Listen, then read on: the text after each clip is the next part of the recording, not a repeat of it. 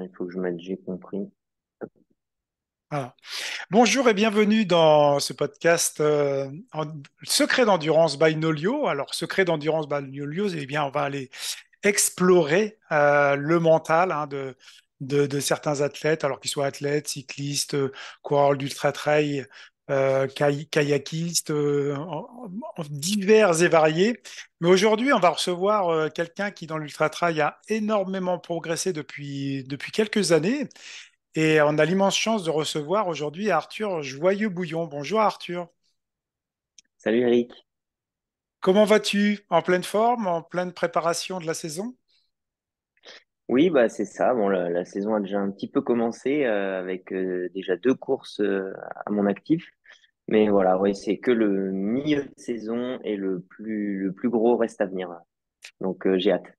Super. Alors Arthur, dans ce podcast, ta mission, si tu l'acceptes, c'est de nous en dire plus sur ton exploration mentale, c'est-à-dire quelles sont tes réactions, tes comportements, tes émotions, voire tes décisions lorsque tu décides de t'engager dans des épreuves longues et extrêmes, et notamment, on va parler aussi d'ultra trail. En résumé, quel est ton mindset? Alors, la première question que je pose à mes invités, c'est comment pourrais-tu te présenter à nos auditeurs, en fait, qui est Arthur Joyeux-Bouillon? Alors, bon, bah, donc, tu l'as dit, je suis Arthur Joyeux-Bouillon. J'ai 29 ans, je viens d'avoir 29 ans. Et je suis passionné de sport outdoor et surtout d'ultra trail. Je suis né dans le Vercors, côté de Grenoble. Donc voilà, à côté des quatre massifs, comme on appelle Grenoble. J'ai commencé par du ski. Mes parents étant fans de ski alpin. Donc voilà, je faisais du ski avant de marcher. Et puis, petit à petit, je suis resté dans le monde du sport. J'ai fait des études en STAPS jusqu'au master d'enseignement. J'ai pas continué dans l'enseignement, mais c'est pendant mes années de STAPS où j'ai découvert une réelle passion pour la course à pied, mais en montagne. Donc là, je me suis tourné vers le trail et petit à petit l'ultra trail.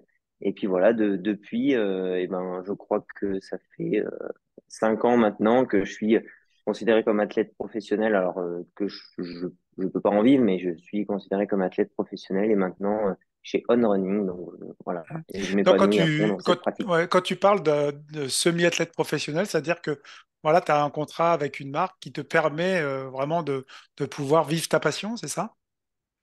Tout à fait. Alors sur les contrats, on est inscrit en tant qu'athlète professionnel. Après, ça ne veut pas dire qu'on peut en vivre à 100%, hein. Il y a quasi la totalité des athlètes aujourd'hui en trail, ils ont un boulot à côté parce que bah, c'est quand même un sport de niche qui se développe grandement grâce à certaines organisations et c'est tant mieux. Mais voilà, c'est pour ça que je précise que ça ne veut pas dire que professionnel, on vit à 100% de notre passion, mais je pense qu'on y viendra très, très prochainement. Donc, ouais. Ouais.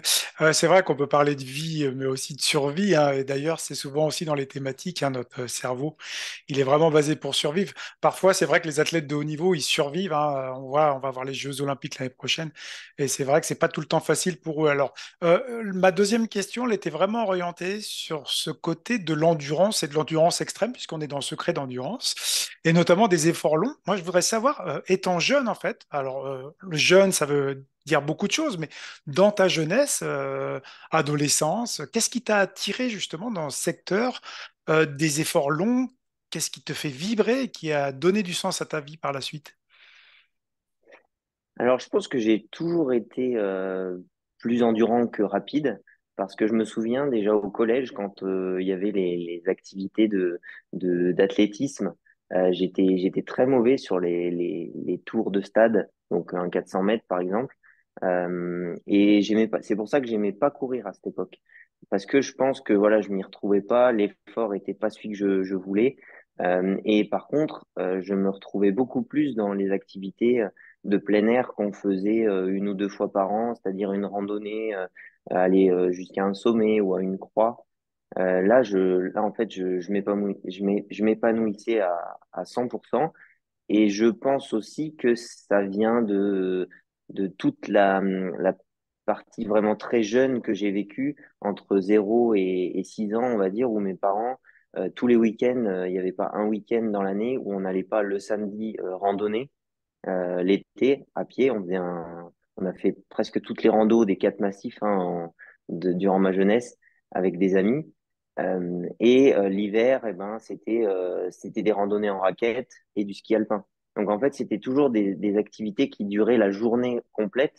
Et ce qui fait que je pense que inconsciemment, j'ai jamais envisagé de faire un sport de sprint ou très rapide. Donc c'est venu finalement naturellement, quoi.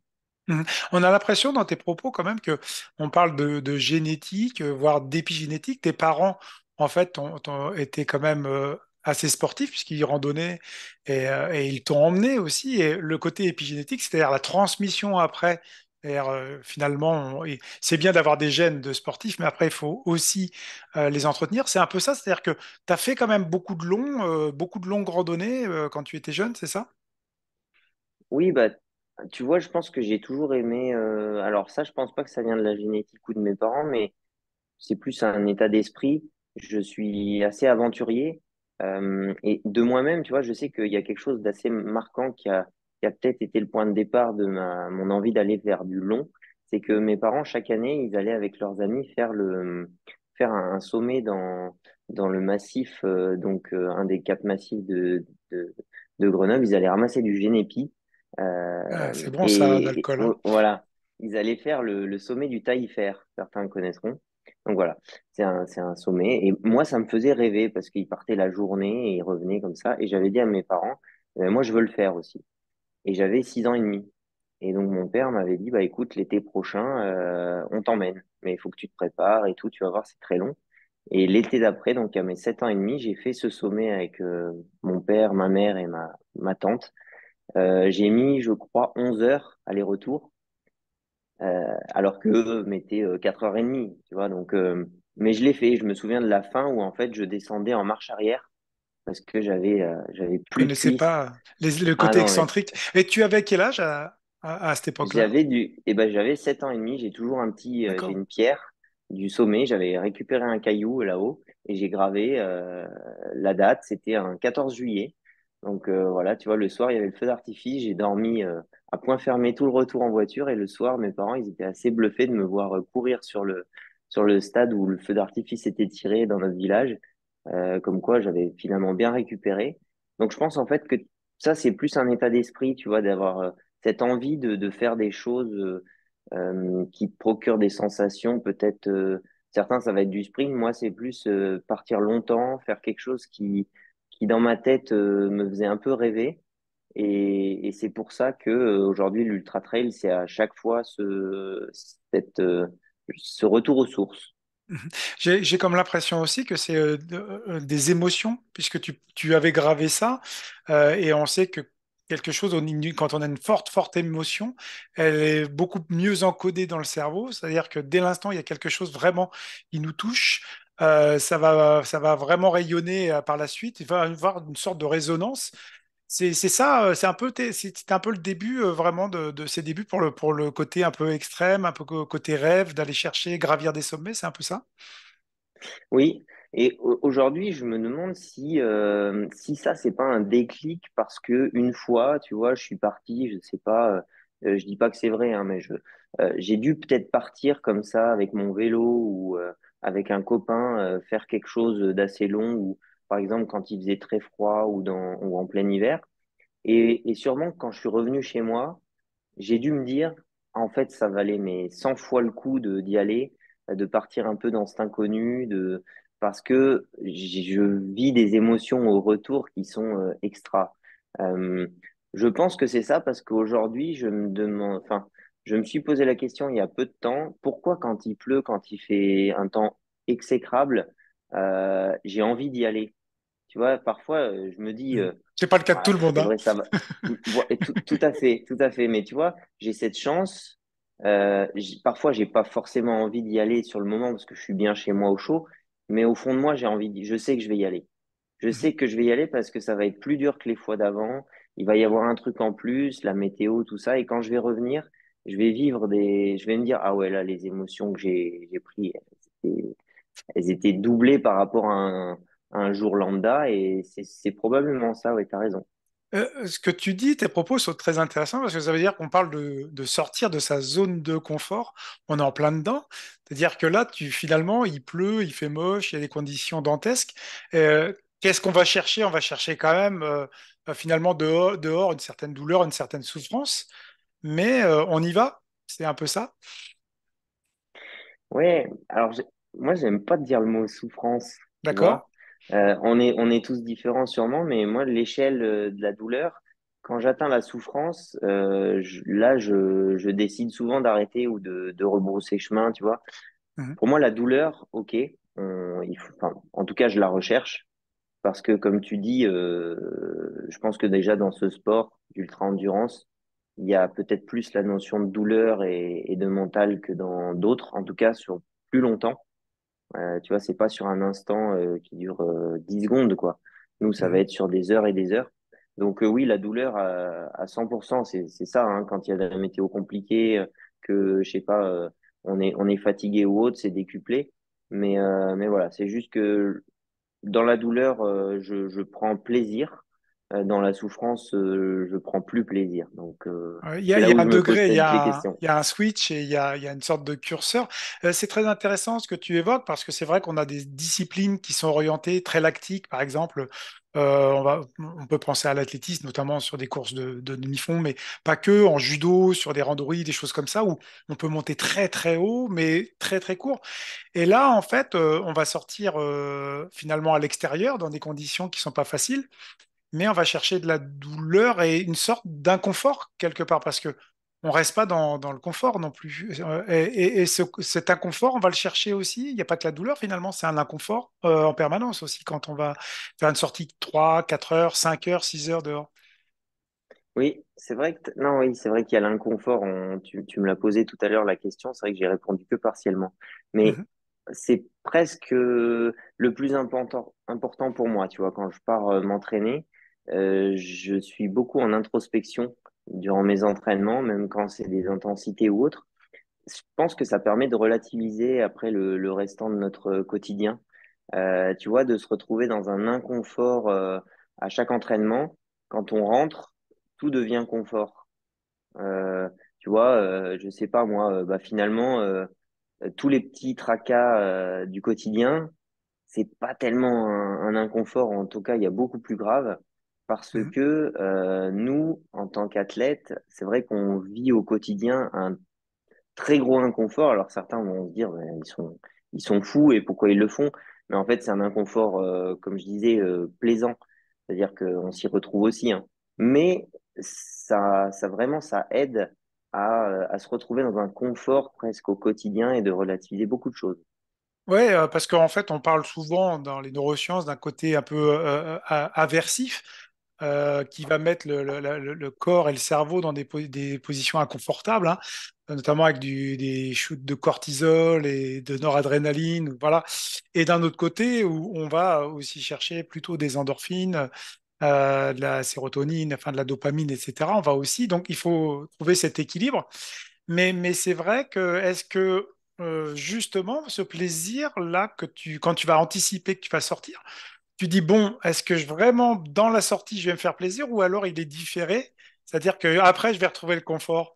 Parce que c'est là où c'est intéressant.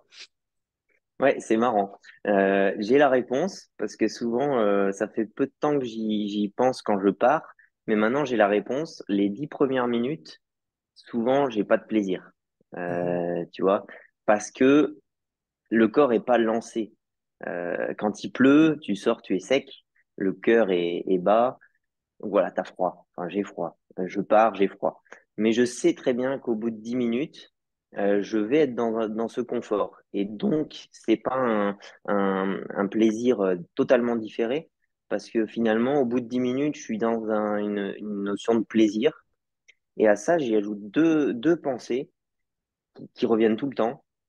C'est que pour moi, j'ai l'impression de retrouver un peu un instinct animal très simple. Alors, c'est peut-être aussi parce que je m'entraîne quasiment maintenant tout le temps avec mon chien, donc je l'observe beaucoup. Eux se posent beaucoup moins de questions que nous, hein. Il pleut, il NASCAR, vente, il fait il beau. s'appelle NASCAR, hein, c'est Tout ça? à fait. Ouais, ouais, ouais. Il faudrait que je lui fasse un Strava. Je pense que. elle serait parmi les top athlètes là Ouais. en volume. Mais non, non, je l'observe beaucoup et alors il y a deux choses. Donc ça, c'est au niveau de l'instinct animal, prendre plaisir dans des choses simples, juste courir. On se fige finalement de ce qu'il y a autour. Et deuxièmement, c'est peut-être bête, mais alors ça rejoint, tu me diras peut-être l'ego, j'en sais rien. Mais je me dis que là, je suis en train de faire quelque chose que probablement 70 ou 80% des gens ne feraient pas. Et c'est ce qui va peut-être me démarquer après dans mes performances, dans ce que je vais pouvoir réaliser. Parce que finalement, si c'est dur, moi, j'ai jamais eu de capacité hors norme ou de dîner. Donc, je me dis que plus je travaille, plus je serai fort. Et c'est en travaillant cet aspect mental de y aller alors que d'autres iraient pas que je vais être plus fort. Donc, ça me motive encore plus, tu vois, à y être à cet instant T et à prendre ce plaisir instantané au final. Ouais, il y a plusieurs choses dans tes propos qui sont très intéressantes hein, pour nos auditeurs. C'est que la première chose, c'est effectivement la connexion avec la nature et les animaux. Et on parle de maintenant de One Health, c'est-à-dire une seule santé qui va générer la santé de l'être humain, mais pas que, aussi dans un milieu animal et dans aussi un contexte particulier de la nature. Donc en fait, j'ai comme l'impression aussi quand on va faire de la pratique de l'ultra-trail et comme on va courir en nature, et notamment toi avec ta chienne Nazca, tu retrouves ça. Et puis la deuxième chose, effectivement, c'est ce versant en fait qui va. On pense qu'on va chercher l'extrême, on va chercher toujours le dépassement, mais ces mots, c'est pas forcément adapté. Finalement, on va chercher une certaine. Tu aimes la compétition, j'ai l'impression, donc tu vas aussi te construire aussi une sorte d'estime, de travail sur toi, de confiance en toi, parce que tu sais que toi, tu vas aller t'entraîner dans des conditions difficiles, c'est un petit peu ça. C'est ça, je pense qu'on est un petit peu des combattants finalement dans ce sport d'ultra-endurance.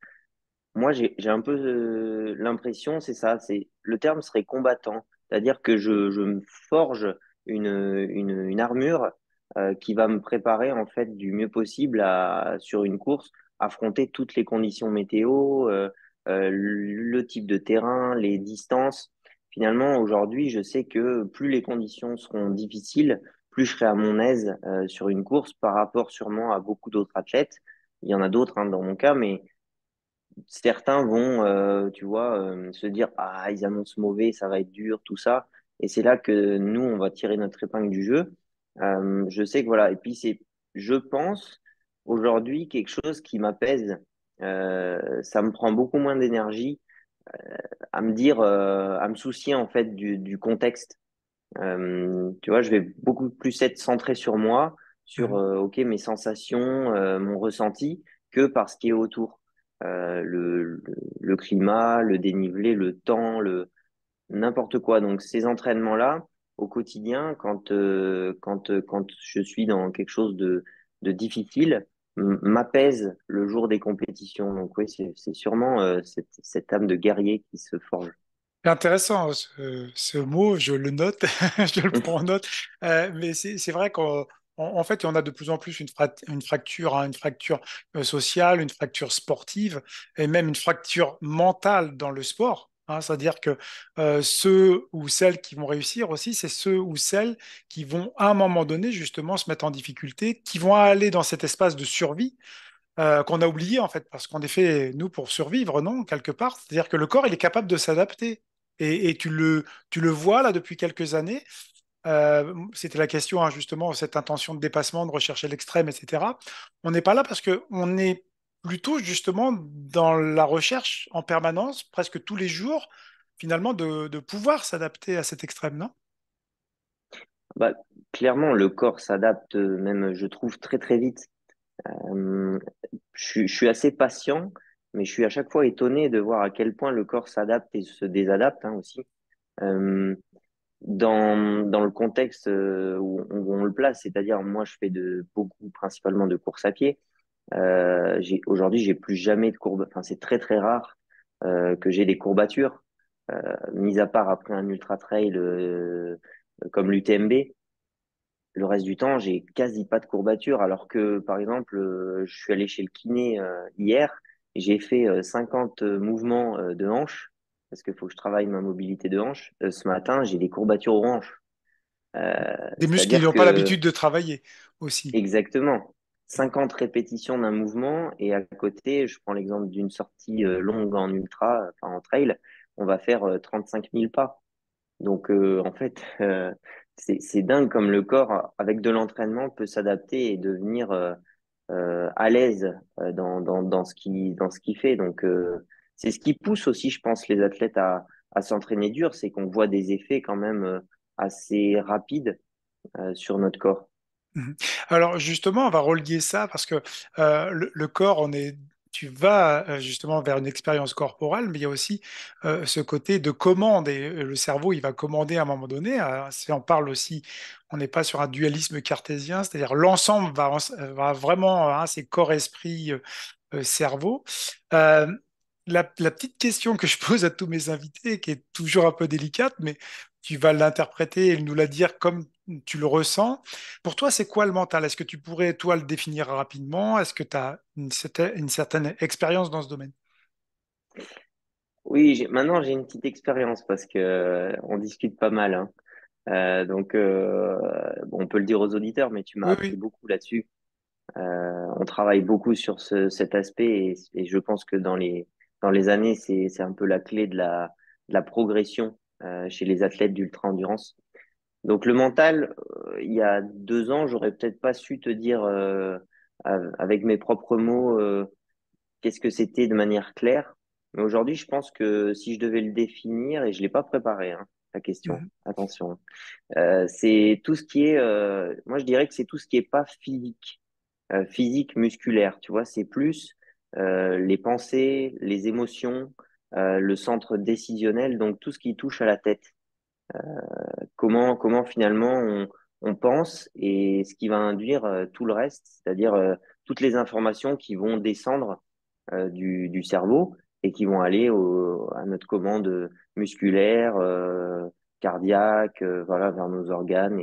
Et finalement, c'est le centre un peu décisionnel, je dirais, de tout. mhm.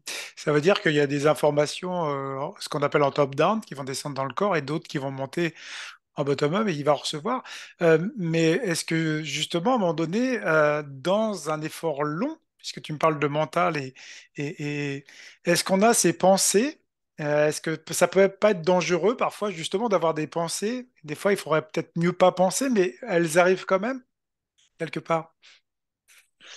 Ah, il y a plein de fois où je me dis, mais pourquoi tu penses à ça? Fais le vide. Mais je ne sais pas si c'est possible. Faudrait presque être une machine, tu vois, pour pouvoir décider de ça. Je pense que l'être humain, il est fait pour avoir des émotions pas incontrôlables, mais des pensées, voilà, qui apparaissent comme ça. Mais plein de fois sur un effort d'ultra, je me dis, mais là, pense pas à ça, ça sert à rien. Et au final, j'arrive pas à ne pas y penser. Après, je pense qu'avec du travail, et déjà ce qu'on a fait là depuis quelques temps, j'arrive à penser à beaucoup moins de choses qui ne sont pas importantes sur le moment et me concentrer sur ce qu'il faut penser. Et donc mentalement, peut-être se focaliser sur les bonnes émotions, les bonnes pensées pour finalement aller de l'avant et que les informations descendantes soient bonnes, quoi, soient pas délétère pour le muscle, pour pour le retour aussi de sensations, quoi. Mhm. Donc, ouais. C'est, tu avais mentionné à un moment donné, puisque tu avais invité à un moment donné Mathieu Blanchard, qu'on salue, hein, qui est passé dans notre podcast Secret d'endurance. On avait entendu de ta bouche de dire qu'à un moment donné, tu parlais d'acceptation. Alors, on sait qu'il peut y avoir trois stades hein, dans une course. Soit pour nos auditeurs un peu résumé, mais soit on peut ruminer, en fait, c'est-à-dire en permanence, qu'est-ce que je fais là? Et encore, je suis poli. Ou alors éviter, finalement, se dire que la douleur va partir, que ça reviendra pas, etc. Mais aussi à cette phase d'acceptation. Depuis quelques années, tu as fait un énorme travail, j'ai l'impression, sur ce côté justement de l'acceptation et ça t'a permis de progresser. Je me trompe? Non, c'est ça. Et je sais pas s'il faut le vivre avant de pouvoir changer d'état d'esprit. Moi, c'est ce qui a été le cas, c'est que j'ai dû le vivre en fait, cette acceptation. Je me souviens très bien, c'était lors de l'échappée belle 2020. Avant ça, j'étais totalement dans tu vois, ce qui est, j'acceptais pas ce qui m'arrivait. C'est-à-dire que je partais devant sur les ultras, et puis au moment où ça allait plus, où j'étais dans le down, et ben là, j'acceptais pas ce down, et je me disais, bon, bah voilà, c'est foutu, t'as donné tout ce que tu pouvais, t'as fait des erreurs, t'as oublié de manger, t'as oublié de boire, et ben voilà, c'est foutu, tu mets le clignotant, ça y est, la course est finie. Et donc, en fait, les informations remontantes étaient, mes muscles me renvoyaient l'information de, oui, bah ouais, t'as raison, c'est fini. Donc, j'y arrivais plus. Ce qui était très dur pour moi mentalement parce que comme on l'a évoqué, tu vois, je suis assez Compétitif. aventurier, Mm. guerrier. Voilà, j'aime pas me comparer aux autres, mais à moi-même, je suis assez dur avec moi-même et je sais que ce que je veux, c'est finir, quoi, être fier de moi. Donc là, je l'étais plus. Et je me souviens très bien de ce jour où j'ai pris le départ de l'échappée belle et je me suis dit, bah, sur tes conseils, hein, mais le but, c'est ne pas regarder le temps, ne regarder rien du tout, sauf aller au bout. Tu vois, je devais passer la ligne et voir ce qui se passait en moi, c'est-à-dire toutes les phases par lesquelles j'allais passer. Et après, on ferait un débrief. Et en fait, cette course m'a réellement appris des choses, c'est-à-dire que c'est pour moi la course de l'acceptation. J'aurais pu abandonner 10 fois. J'ai eu envie d'arrêter peut-être 5 ou 6 fois en me disant là c'est fini, le corps il est au bout, il peut plus. Et puis finalement, je me remémorais des mots en disant non, bah là pour le coup, essaie de ne pas penser. Tu mets un pied devant l'autre. Voilà. Et puis tu vois ce qui se passe. Et de ce fait, j'ai pu expérimenter qu'en fait, en acceptant, ou en tout cas en squeezant ces émotions de ah bah voilà, c'est foutu, et ben en fait, ça revient. Peut-être qu'il y aura 2 heures, 3 heures, 4 heures, 5 heures où on va pas être bien du tout, ça va pas être agréable. Mais en fait, le corps est très bien fait sur l'effort très long. Il met en place des choses pour que ça aille mieux. Et depuis ce jour, eh ben, je sais que j'accepte beaucoup plus ce qui m'arrive.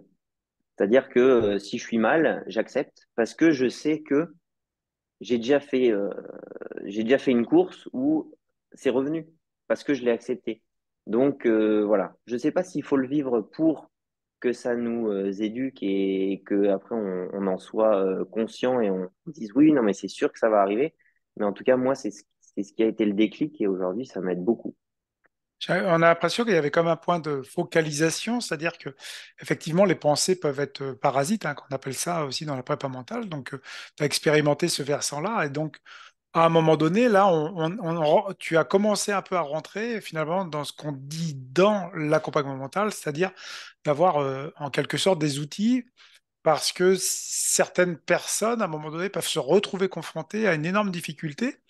Et l'acceptation, est-ce qu'à un moment donné, c'est pas justement des outils d'accepter qu'il y ait une certaine douleur? On revient en fait à ce que tu évoquais déjà en première partie, hein, notamment avec peut-être justement après mettre des échelles de douleur, par exemple, qui peuvent permettre d'avoir une identification de ce qui se passe et d'avoir justement des points dans le corps sur lesquels on peut continuer en fait.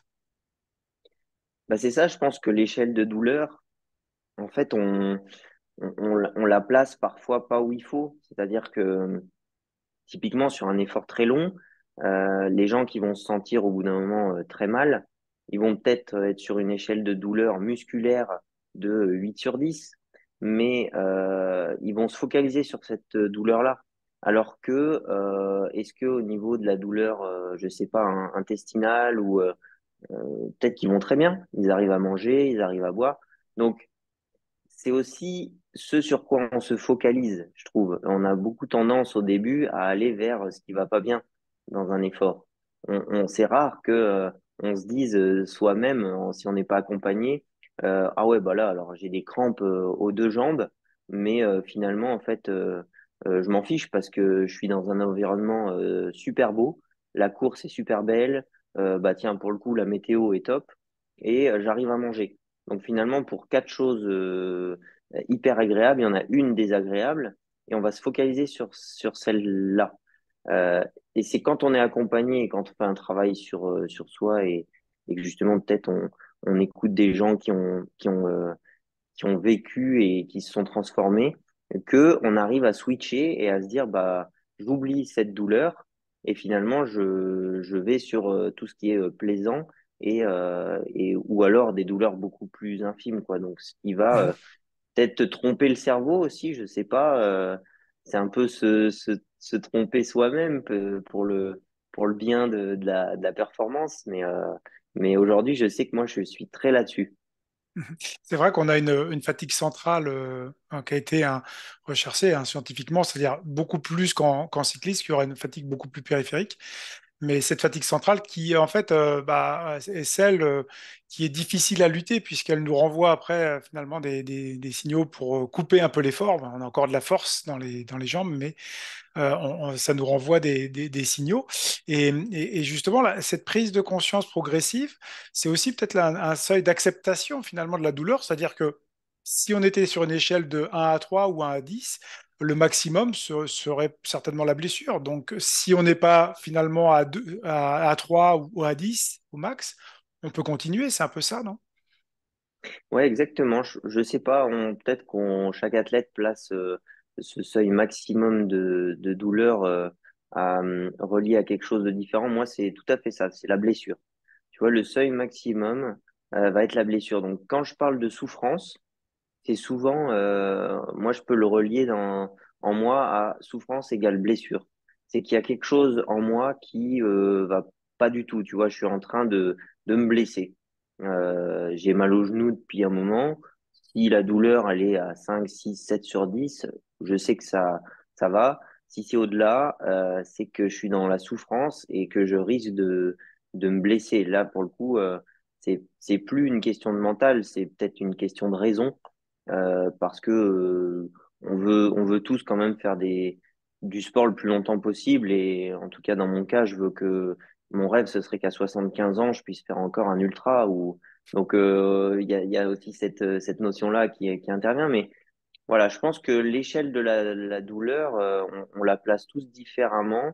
Mais il faut quand même être conscient que on accepte dans notre sport d'avoir mal.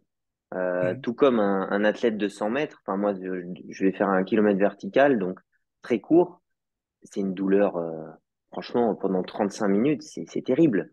Donc même ceux qui font du court acceptent ça, mais j'ai juste qu'ils vont l'accepter sur un temps un peu plus court. Donc nous, c'est sur beaucoup plus longtemps, donc faut en être conscient et voilà, mettre son échelle là où on sait qu'on peut la mettre. Alors, ce qui est intéressant aussi, ce que tu évoques, c'est-à-dire il y a des choses qui partent justement de l'adaptation et de la survie. On en parlait tout à l'heure de cette loi de l'hormèse, la capacité d'adaptabilité. Et finalement, tu parlais de pouvoir continuer même jusqu'à 75 ans. C'est super intéressant. Mais aussi, on a aussi ce versant où souvent le coureur d'ultra est montré un peu du doigt comme quelqu'un d'addictif. Mais finalement, il y a une mesure à ça, c'est-à-dire que est-ce qu'il n'y aurait pas une pratique finalement on a de tous les jours et que le corps s'adapte. Et puis après, de temps en temps, sur des compétitions, en fait, on va aller dans la douleur qui est consentie, voire une souffrance presque, qui peut devenir un peu souffrance, mais qui reste consentie. Est-ce que ce fil conducteur permet quand même, à un moment donné, justement, de montrer aux auditeurs vous n'êtes pas quand même des fous et que vous savez aussi aller vers le versus santé, en fait. J'espère que dans les années à venir, la pensée, on va dire, globale va changer sur ce sport parce que moi, j'ai lu un livre, Born to Run, qui m'a fait Et prendre McDougall. conscience, Mhm. tout à fait. J'étais en STABS, donc j'avais quand même déjà quelques notions sur ce pourquoi le corps humain est fait, plutôt telle activité, telle activité. Donc je savais qu'on était des chasseurs-cueilleurs pour la plupart d'entre nous. Donc on était nés pour courir, nés pour gambader en montagne, passer notre journée dehors. Mais voilà, ce livre m'a vraiment transformé et je me suis dit, mais en fait, moi, j'ai envie de faire cette pratique encore plus que les autres parce que le corps humain est fait pour ça. Le corps humain est fait pour l'ultra-endurance. On a beaucoup plus de facilité à maintenir nos fibres lentes, endurantes, que travailler nos fibres rapides. Donc, en plus, en vieillissant, on garde un certain nombre de fibres lentes, ce qui prouve que finalement, avec la vieillesse, on est encore plus endurant que rapide. Et je remarque aujourd'hui que ça change un petit peu quand même les mentalités, c'est-à-dire que on me dit moins ah tu fais un sport de fou ou tu vas te blesser, c'est sûr. Peut-être parce qu'on se blesse enfin, moi je sais que je suis très très rarement blessé, alors que je fais beaucoup de volume quand même. Mhm.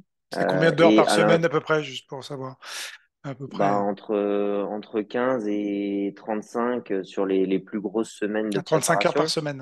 Ouais. Voilà, ouais, en plus, Mhm. 70% de course à pied à peu près.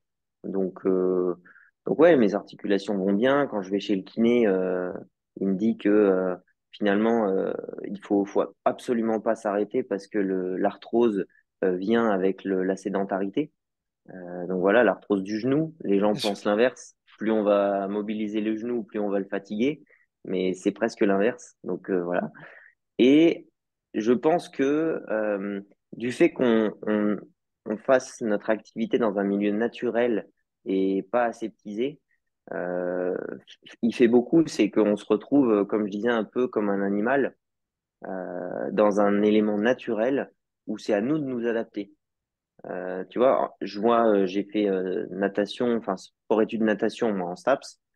Il y a très très peu de nageurs qui, après leur carrière, continuent de nager à des volumes énormes.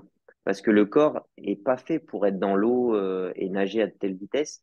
Donc on va l'user, on va le fatiguer mentalement aussi. Pareil pour des athlètes de 10 kilomètres sur route ou quand on s'entraîne sur une piste ovale. Voilà, on va fatiguer notre corps et l'user. Donc on voit moins d'athlètes continuer par passion à faire ces sports-là. Alors que un athlète d'ultra-endurance, quand il s'arrête de faire de l'ultra en compétition, c'est presque, c'est presque pire parce que ils vont aller sur des défis personnels de traversée de pays, traversée de chaînes montagneuses. Tu vois, ils vont aller dans des choses encore plus aventuriers et ça prouve que on est vraiment fait pour ça, quoi.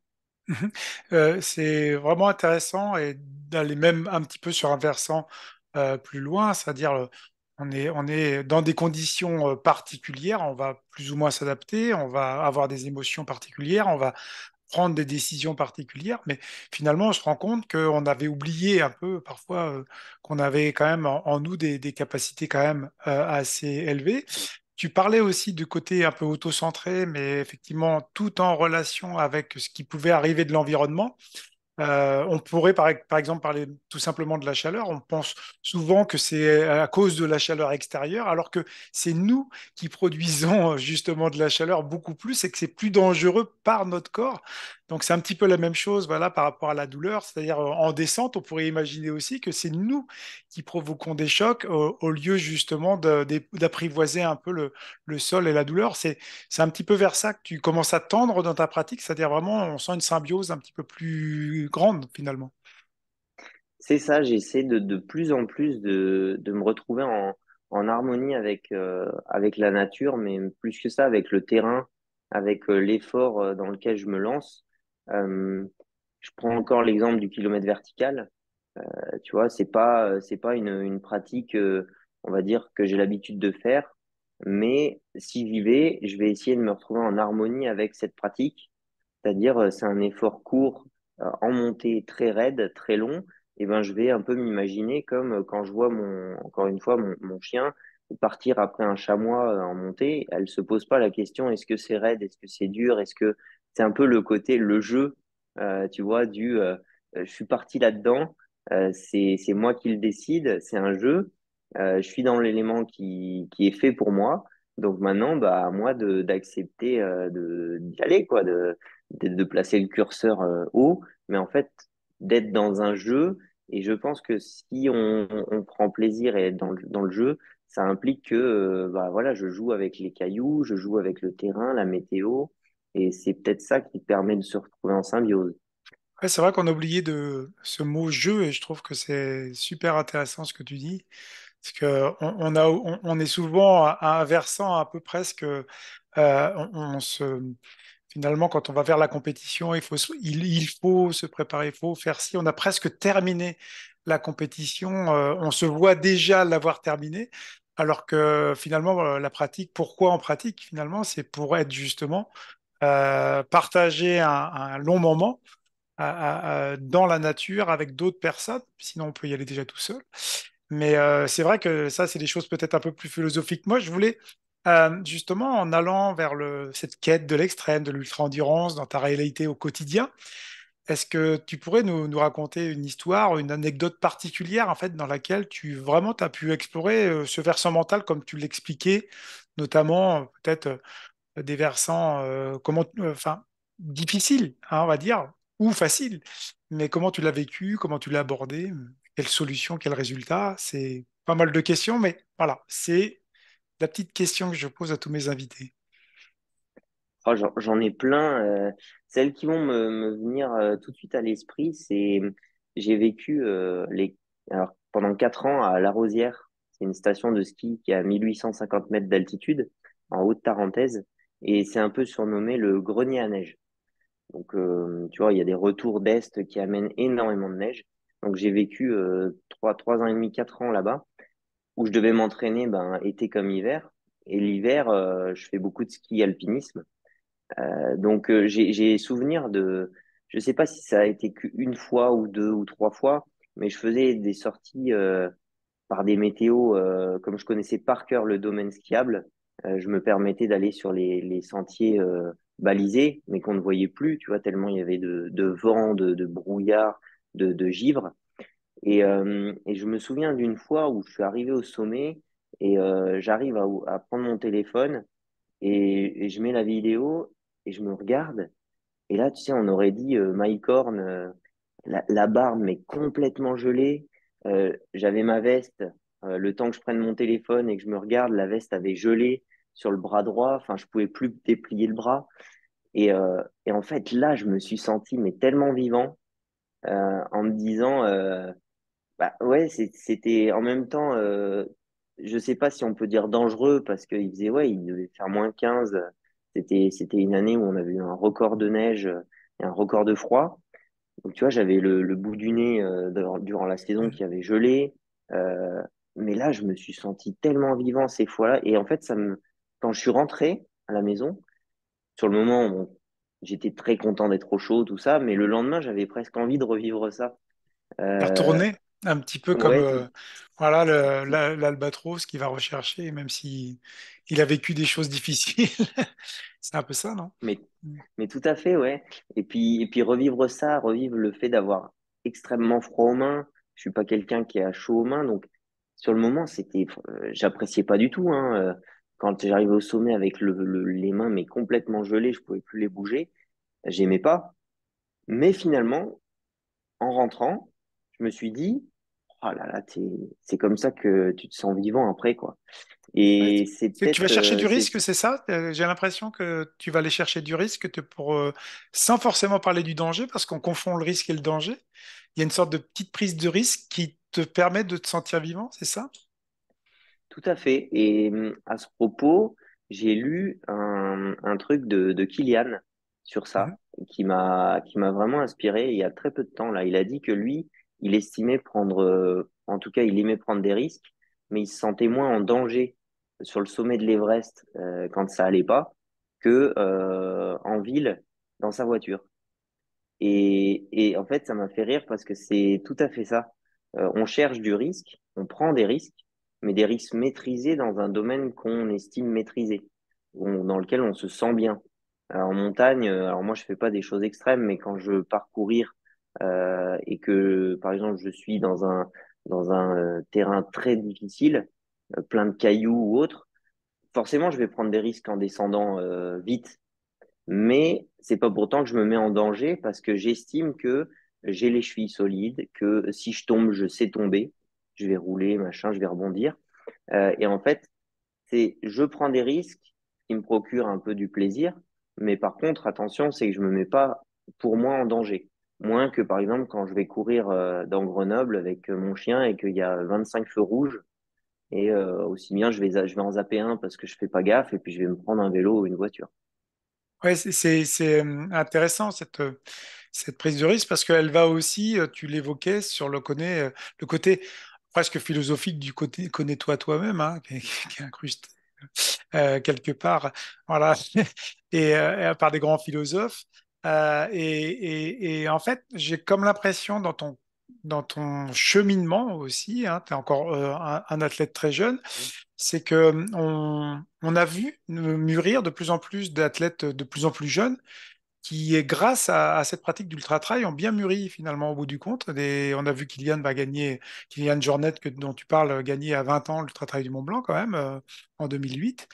Et puis, de plus en plus, on voit se développer quand même de plus en plus de coureurs jeunes et qui vont vers l'ultra, des choses que certains osent critiquer alors que finalement, bah, c'est un choix de vie aussi que tu fais, un choix d'aller chercher une sorte de petite prise de risque et d'aller chercher un peu l'aventure et l'extrême, c'est ça? Et je pense que les compétitions, pour ça, on en revient un petit peu à ce que tu me demandais tout à l'heure, c'est le versant compétition et entraînement qui est quand même assez différent, où les gens, pareil, peuvent se dire, tu vois, ils vont se blesser parce que sur les compétitions, on va pousser le corps très très loin, alors qu'à l'entraînement, comme je disais, on est fait pour ça. Là, c'est un peu pareil, et on nous voit en compétition en tant que compétiteur, aller chercher des choses très puissantes, voilà, on se met parfois, hein, on se met en danger, c'est sûr, mais quand même, je pense on mûrit assez vite parce que on vit des choses dans ce sport qui nous permettent. Alors, c'est peut-être un peu prétentieux de dire ça, mais moi, pour le coup, j'ai l'impression de vivre une vie à chaque ultra. Donc, peut-être que c'est relié, tu vois, on grandit plus vite sur cet aspect de l'esprit, parce que si j'ai fait 25 ultra trail, finalement, j'ai eu 25 vies. Alors, c'est pas, voilà, c'est C'est pour ça beau? que je dis que c'est prétentieux. Non, Non, c'est mais beau. Moi, parce, je trouve ça parce très beau. que, parce que à chaque ultra trail, moi, je sais que quand je finis, j'ai appris énormément sur moi, presque, presque autant qu'un mois de vie, ou enfin voilà, de plein de choses qui me seraient arrivées dans la vie et qui là sont arrivées en 20 heures. Donc je pense que c'est relié ça. Mhm. On se rappelle, tu avais terminé septième l'an passé à l'Ultra Trail du Mont Blanc, hein, pas très très loin finalement du top 3, top 4, hein, c'était quand même dans un mouchoir de poche. Et cette année, tu as terminé deuxième à Istria, à une petite heure, une bonne heure, on va dire, de Jim Wamsley, que tu as aussi accompagné durant presque 100 kilomètres. Justement, en revenant sur cet aspect d'anecdote particulière, on t'a vu quand même bien souffrir sur le final et notamment sur les derniers kilomètres. Voilà, on voyait, hein, on est en direct, on y était. Tu luttais presque pour ne pas marcher. C'était un peu ça. Qu'est-ce qui s'est passé là dans la tête au niveau mental? Ah, plusieurs choses. Euh, c'est pareil, c'était une très belle expérience. Mhm. Mais en fait, c'était clairement un cap qu'il fallait franchir, c'est-à-dire encore plus. Alors, pareil, pour beaucoup de gens, ils vont se dire, mais qu'est-ce qu'il raconte? Parce que là, je vais dire, je voulais sortir de ma zone de confort. Sur un ultra trail, on n'est jamais dans une zone de confort. Sur 25 heures, comme on dit, il y a des hauts, des bas. Oui, mais Mais en c'était fait, la je voulais tienne, là. sortir. C'était la Voilà, tienne. c'est ça. Ouais, tout à fait, celle que j'ai appris à maîtriser au fil des ultras. C'est-à-dire pendant 100 kilomètres, voilà, maîtriser le truc, être sur un effort de 5, 6 sur 10. Là, le but, c'était quand même d'aller chercher plus loin pour aller ensuite explorer quelque chose de nouveau. C'est-à-dire, si j'ai expérimenté quelque chose de nouveau, je sais que derrière, je peux travailler sur ça, sur enfin, plusieurs aspects que je ne connaissais pas. Donc là, il fallait que je parte un peu plus vite, chose que j'ai faite, mais surtout, il fallait que au moment où je me pose la question, est-ce que là, tu accélères ou est-ce que là, tu temporises, la question ne se pose pas et que j'accélère. Donc c'est ce que j'ai fait au kilomètre 80 avec Jim. On a commencé à vraiment voilà, accélérer, quoi. Donc du 80e au 110e, 120e, j'étais complètement hors de ma zone de confort, mais où je prenais du plaisir. Donc la fin de course a été, je me l'attendais, très très douloureuse. C'est pas de la souffrance, encore une fois, hein, j'étais pas Tu n'étais blessé. peut-être pas dans la souffrance, Euh, d'accord. Tu étais dans la douleur, mais pas la voilà. souffrance. Ah ouais, ouais, ouais. J'étais complètement dans une sensation de douleur, mais extrême. En plus, c'était un Mhm. format qui me convenait de base pas trop. Une fin de course plate, complètement plate. Euh, J'avais absolument pas en tête la performance de Jim qui m'avait mis 1 heure. Pour le coup, j'étais même content pour lui parce qu'il est extrêmement puissant sur ses efforts. Mais là, moi, pour le coup, j'avais qu'une envie, c'est d'arriver pour être. En fait, j'avais qu'une envie, c'est d'arriver, de franchir la ligne pour être fier de ma prestation. Euh, je sais pas si je peux dire que je prenais du plaisir à l'instant T dans les 10 derniers kilomètres, mais j'essayais de me dire, pense à l'arrivée. C'est-à-dire, en pensant que j'allais finir deuxième, que j'allais faire le temps que je voulais, c'était surtout ça, et que je m'étais prouvé à moi-même que je pouvais finir en sortant de ma zone de confort plus tôt dans la course, et ben, j'ai presque réussi à prendre peut-être du plaisir instantané en pensant à l'arrivée, tu vois. Mais par contre, c'était extrêmement douloureux. Ouais, c'était un combat en fait perpétuel entre le côté du corps et de l'esprit, j'ai l'impression, et que finalement, tu t'es accroché Parce qu'à un moment donné, on ne pense pas tout le temps non plus dans un ultra, j'imagine, et c'est même pas... C'est important de pas tout le temps penser, puisqu'a priori, le cerveau fait 2% de poids de corps, il consomme 20% d'énergie, donc il faut être aussi attentif à pas ce qu'on appelle tomber dans le système 2, c'est-à-dire trop réfléchir non plus. J'ai lu un article hier sur ça, euh, qui prenait en fait 2 groupes d'athlètes triathlètes et pendant les séances d'entraînement et en compétition, il disait au premier groupe de penser à plusieurs choses, quoi, à la technique, à voilà, je vais pas rentrer dans les détails, mais à penser. Et à l'autre groupe, il leur donnait quasiment aucune information. Voilà, vous faites. Et en fait, le groupe qui va réussir le mieux, au final, c'est le groupe qui pense le moins parce que il consomme beaucoup moins d'énergie au quotidien à penser. Ce qui fait qu'en fait, on peut presque tomber dans du surentraînement en pensant trop. Et finalement, il faudrait, je pense, hein, c'était pas mis dans l'article, mais parfois réduire la charge d'entraînement en termes de volume si on veut penser à beaucoup de choses. Et à l'inverse, bah, si on pense à rien, on augmente le volume, mais peut-être trouver un équilibre. Et ce qui fait que dans l'ultra, euh, quand j'ai lu cet article hier, je me suis dit, ah ouais, il faut encore plus que je pense parfois à faire le vide. C'est-à-dire, j'ai travaillé ça à l'entraînement, je les maîtrise, je me connais, je sais où mettre l'échelle de douleur et de ressenti d'effort de manière automatique. Donc là, sur cet effort de compétition, je ne pense pas. Et Ouais, c'est super, je pense que c'est super dur. mais justement, là, il y a la subtilité. Je te rassure, il y en a des fois, ils pensent pas du tout non plus dans la compétition. Et ils pensent à rien. Mais justement, je pense que ça s'apprend aussi à de rien penser. Ça veut dire aussi qu'on est détendu et quelque part qu'on a peut-être fait le job avant à l'entraînement. C'est-à-dire que tu évoquais ces notions tactiques, ces notions techniques, etc. Mais si elles n'ont pas été répétées, elles ne deviennent pas des routines, donc c'est des nouveautés sur lesquelles ils vont faire réfléchir. Ça va faire réfléchir le cerveau finalement.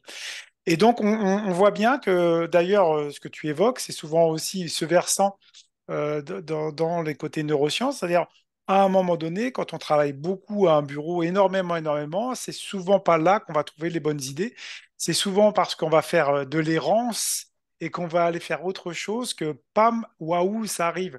Et donc, c'est peut-être aussi ça qu'il faut peut-être dire aux auditeurs, c'est à un moment donné, on va à l'entraînement aussi, on va aller mettre en place des choses, etc., qui vont devenir des routines gestuelles, mentales aussi, parce que c'est important, sur lesquelles peut-être que bah, elles reviendront comme des biais. En fait, voilà, c'est ce qu'on appelle des heuristiques qui vont venir tranquillement, et là, on peut laisser un peu aller le corps. C'est ce que tu évoques aussi un peu, peut-être là, te dire, à un moment donné, bah, tu te rends compte qu'à un moment donné, tu réfléchis plus trop.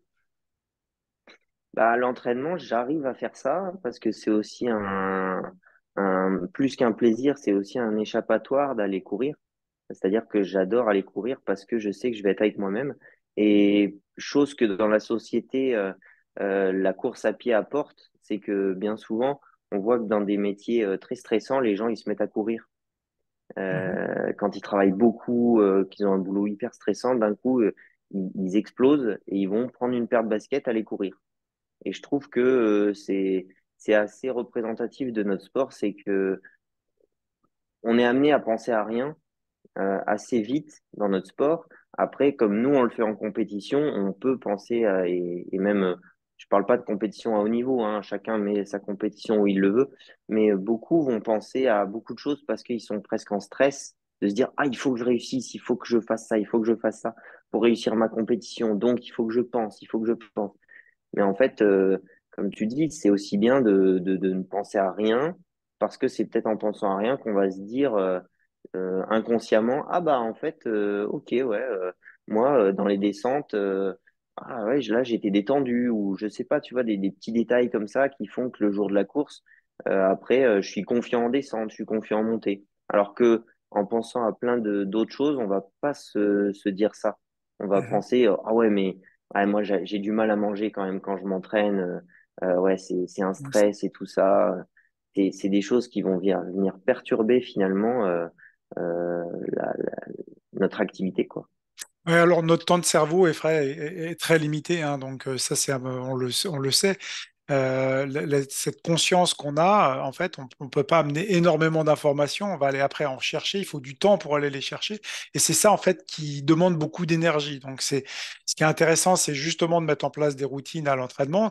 Des fois aussi, parfois, de les anticiper, de les avoir travaillées pour après, quand on est finalement dans une situation difficile, de douleur, etc., que ça sorte finalement globalement sans qu'il y ait à aller chercher. Et souvent, peut-être l'abandon peut être lié à justement à quelque chose qui fonctionne pas dans des aires du cerveau. Il y a une sorte de circuit de la récompense qui est bloqué par un autre et au bout du compte qui fait une frustration énorme et qui amène aussi parfois l'abandon.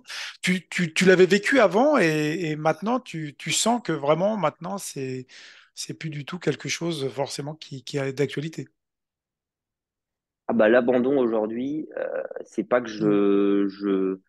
c'est une notion qui est pour moi est à l'extérieur de moi, qui est très loin. Tu vois, si on prend une bulle, l'abandon, il est tout au fond. J'y pense même plus parce que je sais que, alors voilà, on a des moyens, hein, on travaille des choses pour que justement cette notion elle soit la plus éloignée possible de la performance et de ce qu'on va faire. Mais en fait, je pense que si on fait, je vais prendre un terme que tu m'as donné, c'est si on fait ce qu'on sait faire déjà, on se met dans un climat de confiance énorme.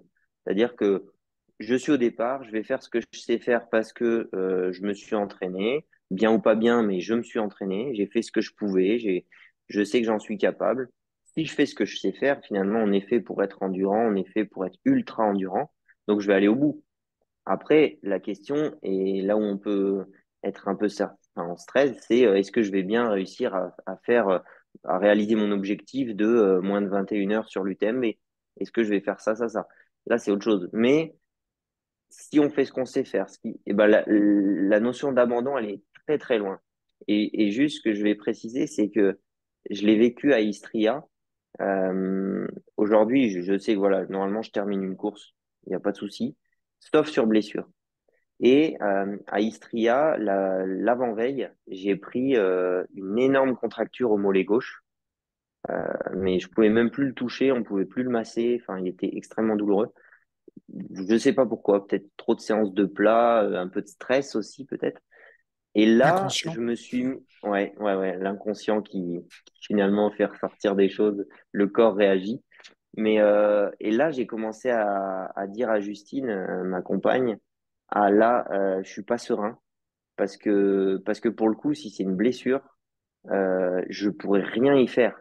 Et là, en fait, j'aime pas ne pas maîtriser la chose. C'est-à-dire qu'aujourd'hui, je sais que si je suis blessé, je pourrais même, avec tout le mental que j'ai, tout ce que je peux mettre en place, si je suis, ben, c'est comme si quelqu'un avait une jambe cassée, il va pas pouvoir faire 100 km, ou alors c'est pas du tout raisonnable. Et là, en fait, ça m'a mis dans un inconfort énorme de me dire, ah, l'abandon se rapproche peut-être, et j'y peux rien, quoi. Donc j'ai juste décidé de switcher en me disant, eh ben, essaie de pas y penser, pars comme si de rien n'était, et puis qui vivra verra, comme on dit. Et finalement, en fait, la C'est douleur stoppé. est, bah, ouais, elle a duré 5-6 kilomètres. Je me suis dit, c'est comme si tu étais sur une fin d'ultra. Finalement, tu auras mal au mollet peut-être plus que d'habitude. Et en fait, elle est passée, donc voilà. Notre corps est quand même assez surprenant et aussi notre état d'esprit. C'est toujours une quête, en fait, j'ai l'impression, finalement, d'apprendre à se connaître, d'apprendre un peu plus. Et quand on aime la compétition, c'est quand même assez palpitant, quand même, quand on explore ces nouvelles choses. J'ai l'impression que, voilà, à chaque ultra, tu dis c'est une nouvelle vie, je trouve ça joli déjà. Et en même temps, tu vas explorer justement d'autres pans de ton exploration corporelle et mentale. C'est un peu ça. Bah, c'est ça, et c'est encore plus plaisant quand on réussit la compétition. Après, c'est difficile à accepter, mais on apprend beaucoup de ses défaites, sûrement peut-être plus que de ses victoires. C'est juste que c'est pas plaisant de passer par des moments de doute, des moments où en fait notre estime de soi, elle prend un gros coup. Moi, je sais que j'ai débuté en 2018, c'était waouh, c'était génial quoi. Mes premiers ultra trails, j'ai fait tout de suite un top 10 sur la CCC à l'UTMB. Enfin voilà, j'ai gagné des 70-80 kilomètres. Donc c'était tout beau, tout rose. Et finalement, 2019, toute la saison de 2019, là, j'ai pris un bon coup derrière la tête parce que l'estime de moi a pris pareil, quoi. J'arrivais plus à finir, mais finalement, j'ai grandi parce que aussi, j'ai pas terminé ces compétitions et je me suis dit, bon, bah, ok, maintenant, qu'est-ce qu'il faut que je travaille? J'ai été aidé et soutenu ben, par toi, avec qui j'ai fait la rencontre. Je me souviens après mon DNF sur la TDS. Ludovic Pomeray, qui je dis c'est mon grand frère d'Ultra Trail parce que lui il On m'a salue appris d'ailleurs. énormément. Ouais, une grosse bise à lui, il s'arrête jamais. Non, non, qui m'a appris beaucoup. Diego Pazos, tu vois, c'est les trois On personnes, salue les aussi. trois personnes, bah oui, qui m'ont appris beaucoup. Donc, ils sont sûrement passés aussi par des moments de doute et qui ont appris énormément grâce à ce sport sur eux. Et c'est pour ça que je dis que c'est un peu une vie. Bah, j'ai déjà eu plusieurs vies qui m'ont permis de maintenant, les vies futures, bah, je sais peut-être un peu plus comment les apprivoiser, quoi. Ouais, j'ai l'impression qu'on prolonge le temps, c'est-à-dire qu'on est dans une décélération. On parlait de... C'est Romain Rochdy, un étudiant qui avait travaillé en STAPS là-dessus, avec Arnoun Rosa, le sociologue, sur le côté de la décélération de la société, et justement l'ultra permettait ça, c'est-à-dire qu'on n'est pas dans une accélération, au contraire, on décélère un peu. On va passer 20 heures, 25 heures dans les sentiers, mais finalement, c'est très très long. Mais d'un autre côté, ça nous appartient. Tu parlais d'estime de toi, on est dans les dernières questions et en fait, tu es quand même assez actif sur Instagram, je crois, surtout hein, sur les réseaux sociaux, mais surtout sur Insta. Est-ce que ces réseaux te permettent de t'épanouir dans tes quêtes, dans tes rêves? Est-ce que c'est un plus ou tu en fais aussi un peu de limite parce qu'on parle de limite finalement? Bah, aujourd'hui, je prends conscience que ça prend du temps, ça c'est sûr. Ça prend beaucoup de temps si on veut le faire de manière, en tout cas bien et bienveillante être bienveillant avec les gens qui nous suivent. Après, j'ai toujours adoré partager. C'est pour ça que j'ai fait aussi STAPS, c'est que je voulais être prof de PS. Je voulais partager mes connaissances. Vu que j'apprends beaucoup des autres, bah, je voulais aussi apprendre aux autres à mon tour. Et je trouve que les réseaux sociaux dans le sport, c'est un bon moyen, en tout cas, par exemple Instagram, de montrer aux gens ce qu'on peut faire, là où on va, d'un peu enfin, pas vendre, mais partager du rêve, faire rêver les gens, pourquoi pas qu'ils s'y mettent aussi, qu'ils découvrent ça, et puis finalement, bah, répondre aux questions. Donc en fait, ça prend de l'énergie, mais je sais pas si je prendrais autant de plaisir à faire ce sport si je le partageais pas. Mhm. Euh, On a j'ai besoin des tendance à autres. dire que bah oui, c'est pas du tout un sport individuel pour moi.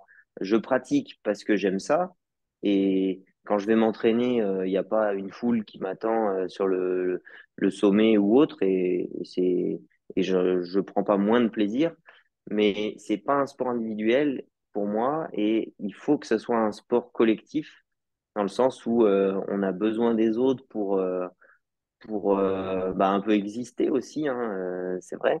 Et c'est pour ça que j'aime partager, quoi. J'aime voir les prestations des autres, les saluer, et j'aime qu'on voit ma prestation, qu'on voit ce que je fais et qu'on me salue.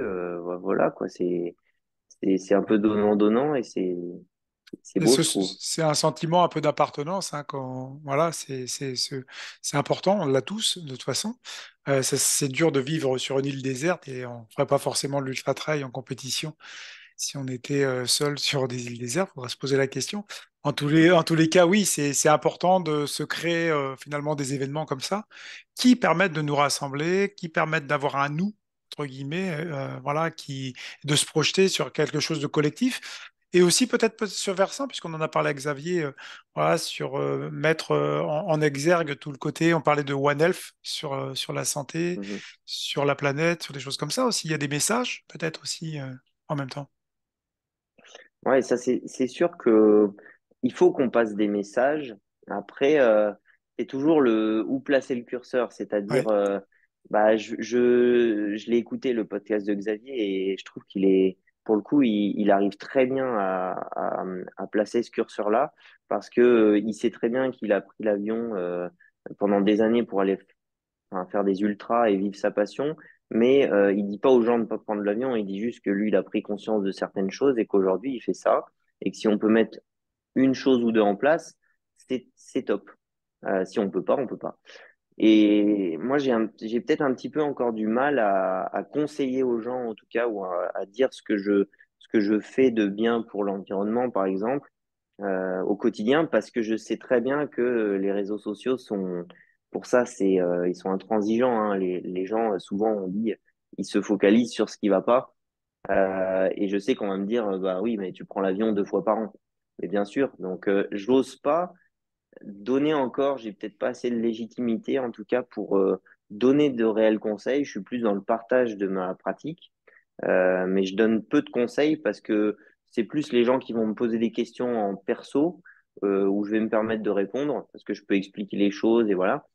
Mais j'aimerais bien en tout cas pouvoir passer un peu un message de bah, nous, on voit ce qui se passe tous les jours dans la nature, en montagne. Tu vois, là, c'est le retour presque de l'hiver. Il y a de la neige à 1800 mètres, il fait 0 degré, c'est pas normal. Donc, le dérèglement climatique, nous, on le voit, mais peut-être plus que beaucoup. Et pouvoir un peu juste que ce soit conscientisé, quoi. Pas que ce soit vu comme ah, ils nous disent de faire ça ou ils nous disent de faire ça, puis eux, ils vont courir à l'autre bout du monde. Mhm. Ouais, j'ai Voilà. l'impression qu'il y a le côté de la culpabilisation. On pourrait presque dire une sorte de punchline, on se sent responsable mais pas coupable, hein. C'est un peu ça aussi. Ouais, Mhm. ouais, exactement. Mhm. Et en fait, j'ai pas envie de non plus mettre de côté ma passion pour ce sport d'ultra-endurance. Enfin, moi, j'ai envie de croire enfin, de réaliser mes rêves, c'est-à-dire par exemple aller un jour courir faire des courses aux US, tu vois, la Hard Rock, c'est un de mes rêves, retourner à la Diagonale des Fous.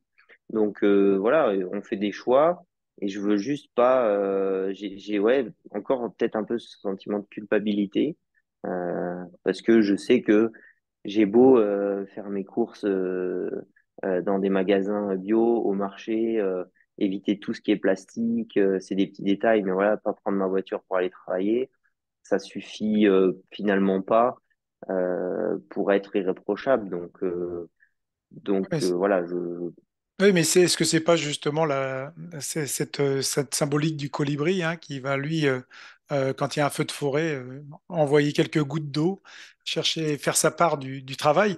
Ça, c'est tout un débat sur lequel, effectivement, on en reparlera de toute façon dans d'autres podcasts.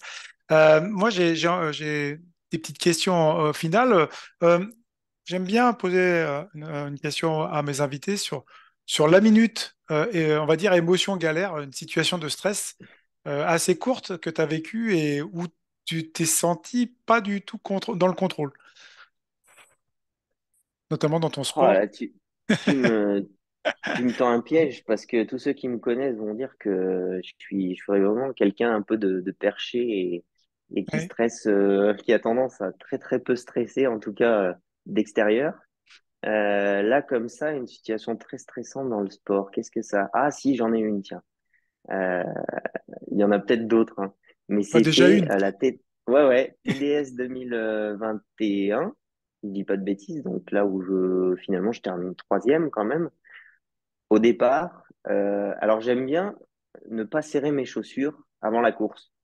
Tu vois, quand je mets mes chaussures, je les serre pas du tout parce que voilà, j'ai eu deux, trois galères, notamment sur la diagonale des Fous, je les avais trop serrées avant la course, ça m'avait coupé la circulation. Donc là, je desserre mes chaussures. Et c'était des lacets automatiques à l'époque sur mes anciennes godasses. Je pars, le top départ de la TDS est lancé et je me rends compte au bout de 10 foulées que j'ai pas serré mes chaussures. Tu vois, avant le départ, normalement, je fais les choses bien. Voilà, je vérifie le sac. Pour le coup, je serre mes chaussures correctement. Là, j'oublie de penser à ça. Et je me vois partir. Et les premiers kilomètres, forcément, tu peux pas t'arrêter. Tu es dans le peloton, tu vas te faire marcher dessus. Et j'ai les chaussures, mais franchement, je suis en claquette, quoi. Et là, et là, gros stress parce que je me dis d'une, il faut pas que je perde ma chaussure, quand même. Et puis de deux, pour moi, c'était quand est-ce que je vais pouvoir m'arrêter, resserrer mes chaussures? Si je m'arrête maintenant, c'est foutu. Alors que aujourd'hui, je ferai pas du tout ce cheminement, je m'arrêterai direct. Et je sais qu'un ultra, ça se joue sur la deuxième moitié, donc voilà. Mais à l'époque, je voulais pas m'arrêter. Et là, j'étais en stress. Jusqu'au moment où j'en ai vu deux, trois, bah, donc dont Ludo Pomeray qui s'arrête pisser. Et là, je fais, oh, Ah, ouf. merci. Parce que, ouais, c'est Il ça. t'a sauvé la vie. Ah, ouais, ouais, ouais. Je vais Il- en profiter pour, en 15 secondes, faire mes lacets et je repars. Donc On là, peut dire gros qu'il t'a moment de sauvé la stress. vie, comme tu dis, parce qu'à chaque ultra, c'est une vie. Alors, Exactement. j'ai deux dernières petites questions, et notamment là, on est plus sur le côté des outils. Est-ce que toi, à ton avis, quelles sont les clés de la réussite mentale? C'est pour les auditeurs qui nous écoutent, notamment sur le secteur de l'endurance et dans ce que tu vis toi. Euh, En étant simple, en Après, résumé, voilà, oui, oui, c'est selon moi, hein, parce que je mm, pense que c'est toi. en tout cas, j'ai pas toutes les réponses, mais aujourd'hui, si je devais donner un conseil, c'est pour moi, penser à soi. Mm, Euh, C'est-à-dire se centrer sur soi. Mentalement, pour moi, tout ce qui va être mauvais, c'est ah oui, bah comme on disait tout à l'heure, je pense à autre chose. La météo est nulle, ah ça va pas. Il fait froid, j'ai froid. En fait, c'est plus se focaliser sur soi, peut-être penser à sa respiration, penser à son bien-être, son confort. C'est-à-dire, bah, pour que je sois bien, faut que je mange. En fait, c'est plus se recentrer sur soi, créer une carapace euh, qui permet en fait de se sentir bien. Et puis à l'entraînement, si on fait ça, je pense qu'après on se connaît mieux. Tu vois, ça va être lié après au ressenti d'effort, à l'échelle de la douleur. Je sais que 5 sur 10 c'est 5 sur 10. Je suis pas en surestime de moi, pas en sous-estime. C'est ça. Donc vraiment se focaliser. C'est un peu le sportif, on pense beaucoup à nous. Enfin, tu vois, on fait des choix, on est centré sur nous. Parfois, c'est dur à accepter auprès de notre famille, mais en fait, il faut qu'à l'entraînement, pour le coup, vu qu'on est seul, il faut le mettre en place euh, constamment, quoi. Là, pour le coup, il mm. faut penser à soi. Ouais, j'ai comme l'impression aussi que là qu'on parle de l'attention, parce que c'est vraiment un mot sur lequel toute notre génération aura à réfléchir, puisque à la génération Y, par exemple, on était à 8 minutes d'attention, maintenant on est à passer à 12 secondes, hein, puisque avec le scroll, etc. Donc ce côté de l'attention, mais l'attention et de la concentration aussi, ces deux mots qui sont fortement reliés, qui sont pas tout à fait les mêmes, mais finalement la concentration, elle passe aussi par une attention focalisée de certains éléments sur lesquels toi, tu as mis en place en fait une stratégie pour faire ta course. C'est un petit peu ça, si on résume. Oui, je pense que, alors, concentration, je me suis jamais posé la question. Euh, Je pense que je suis concentré, mais je suis plus euh, Attentif. introverti, un petit Mm. peu, voilà, attentif à moi. Donc, en compétition, le mot concentration serait peut-être plus introverti. Euh, C'est-à-dire, je suis à l'écoute de toutes mes sensations et finalement, c'est de la concentration. C'est je me concentre sur ça. Euh, C'est vrai que ce terme concentration, avant que tu l'évoques, pour moi, ça aurait plus été lié à l'école, à voilà, je suis Oui, oui, concentré, oui, j'écoute les autres, tu vois. ouais.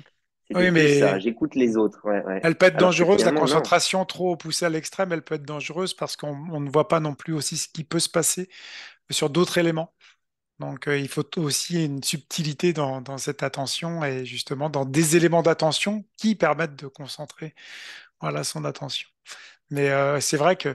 Est-ce que tu as des choses à ajouter? On va arriver au terme de notre entretien et notre discussion passionnante, hein. Est-ce que tu as des choses à ajouter pour nos auditeurs? Non, bah, que je pousse tout le monde à pratiquer forcément le trail, pas forcément l'ultra trail, mais voilà, courir en nature. Je pense que aujourd'hui encore plus que dans les années passées, on en a besoin pour peut-être justement un peu échapper à cette sphère sociale qui va toujours plus vite, qui va toujours plus, enfin, qui nous pousse à consommer encore plus, de tout, hein, pas forcément d'argent ou autre, mais voilà, de passer toujours plus de temps enfermé et finalement pas penser à nous. Donc voilà, je pense qu'on fait une pratique qui permet encore plus que les autres de se recentrer sur nous. Donc j'invite tout le monde à prendre une paire de baskets et puis Et à aller, aller courir et ouais, décélérer, c'est ça un peu, c'est la décélération versus notre ami Arthur Joyeux-Bouillon. En tout cas, grand merci. Là, la suite de la saison, c'est les grands objectifs, UTMB fin août, mais il y a des étapes aussi avant. oui, bah maintenant il y a par an, j'essaye de mettre deux gros objectifs donc majeurs et après deux objectifs mineurs qui vont préparer aussi les deux gros objectifs. Donc là, je vais à Andorre fin juin sur un format 110 km avec pas mal de dénivelé qui qui me convient quand même bien. Donc voilà, je vais encore plus pouvoir profiter de la course et qui permettra de préparer, j'espère au mieux, l'UTMB fin août. Et puis voilà, entre temps, j'aime bien au mois de juillet passer du temps avec les copains à la Rosière, participer au petit trail qu'on fait qui est qui prépare aussi bien la fin de saison.